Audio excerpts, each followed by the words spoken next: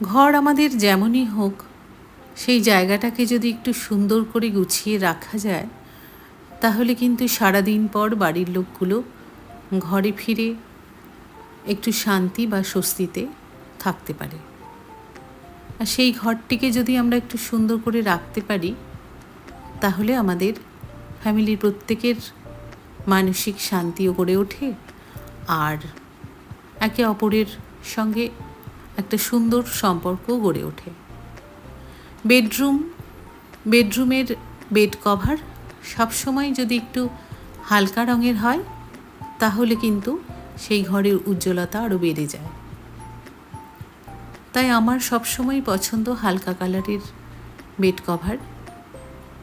ঘর যেমনই হোক, তা সে কুঁড়ে ঘর হোক বা রাজপ্রাসাদ, সেটাকে যদি সুন্দর করে আমরা সাজিয়ে রাখি, তাহলে কিন্তু বাড়ির সকলেরই মনের অবস্থাও ভালো থাকে, সেই বাড়িতে থাকতেও ভালো লাগে।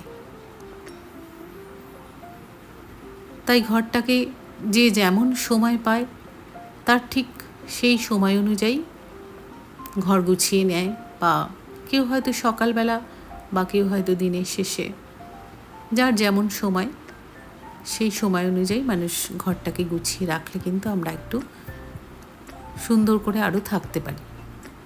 কারো হয়তো অনেক টেনশন, কিন্তু একটা সুন্দর ঘরে ঢুকলে সেটাও যেন খানিকটা হলেও কেটে যায়।